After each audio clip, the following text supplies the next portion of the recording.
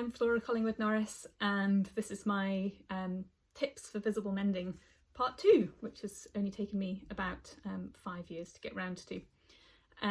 So I'm going to be discussing the different techniques you can use for repairing your knitwear and when you might choose the different techniques. There are a couple of different approaches to darning, as well as a technique called Swiss darning or duplicate stitch. And while you can use them all for knitwear, there are some areas that, one style is better for than the other. So I'll discuss these with you this time. I hope you find it useful.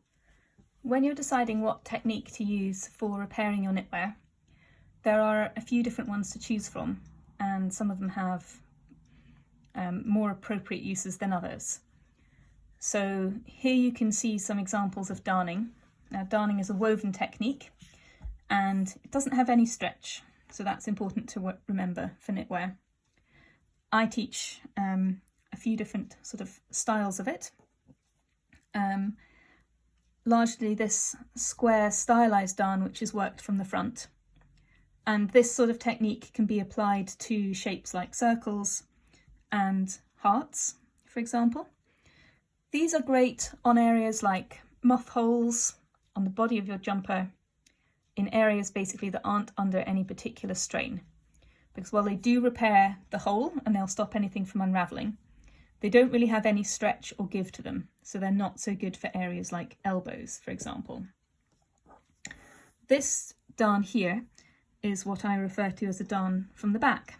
It's worked from the back of the fabric, and it has a lot more reinforcement around the hole, so you can see this halo of colour. It also gives you a much more organic shape.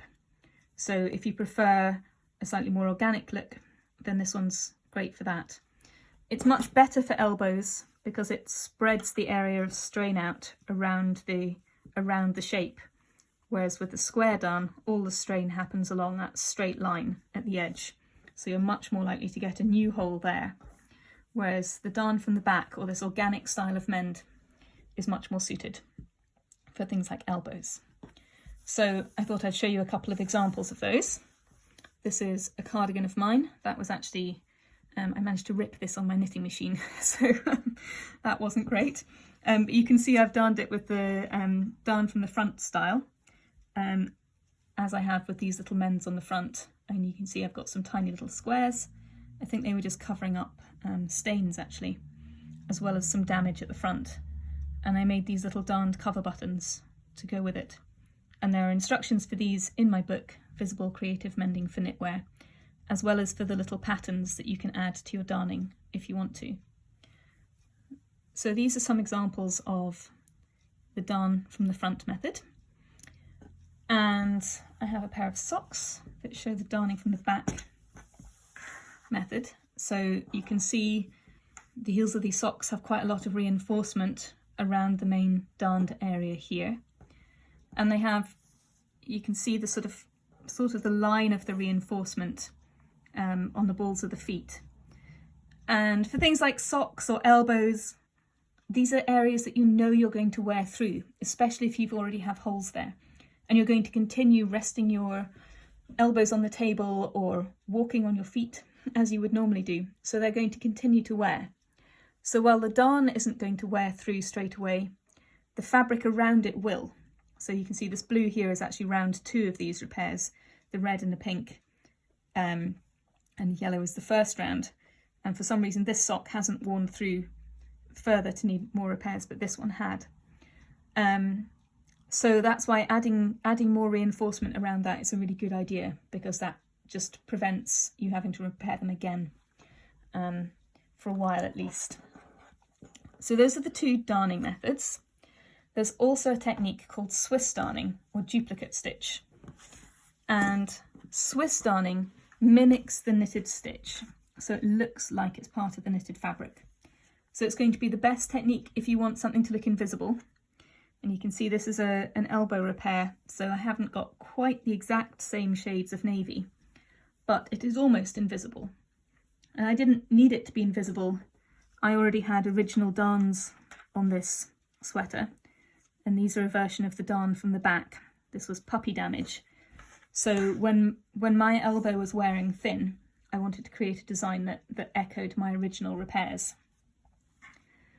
So Swiss darning is brilliant if you have threadbare area. You can use it to reinforce the fabric, but you can also use it to repair holes. I like to get there before holes appear, get in there first. But Swiss darning is great because it retains the stretch of the knitwear. So it's going to move with you, which is great. And you get that knitted look. So you can still be creative with it. You can still add pattern, you can add colour, but it's really going to blend in with the fabric underneath. And I'll just show you an example of where you might use that. So this is another very old sweater of mine. And you can see it's wearing out under the arms here. I don't know how well you'll be able to see this. Maybe you need to see it darker actually. But there's almost a hole appearing here. You can see that this area is very thin. That's why you can see colour showing through it. And then I've got a couple of little holes here. So this area here is perfect for Swiss darning. And then how you choose to repair the holes is up to you. I think because of the placement, I might Swiss darn that one and darn that one. But I can show you what I've done on the other side, because I'm part way through repairing this at the moment.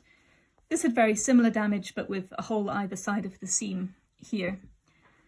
And it was actually possibly a bit more worn because it was worn on both sides of the seam on the body of the garment as well. So I've used Swiss darning to reinforce all of that, but I chose to darn the holes because that felt a bit easier for that one.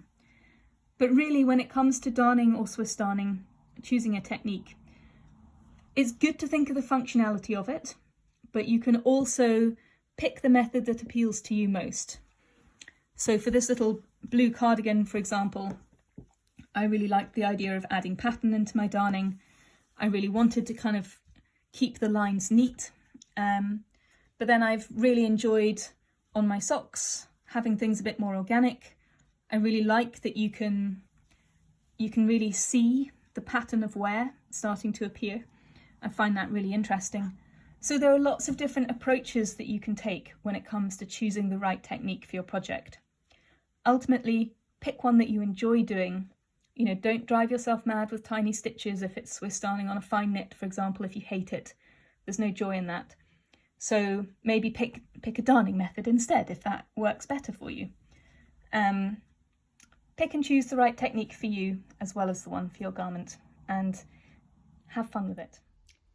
When it comes to choosing your techniques, do feel free to mix and match. They work well together. So on this sleeve, I've got a mix of darning and Swiss darning.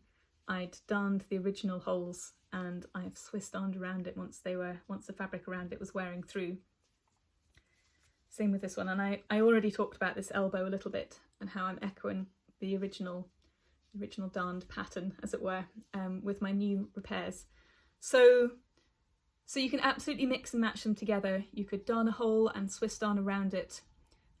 You can be creative with your combinations of techniques. The most important thing is that you have a go at mending.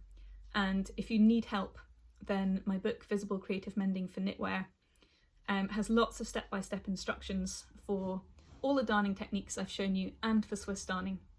Or I've got video tutorials available from my website.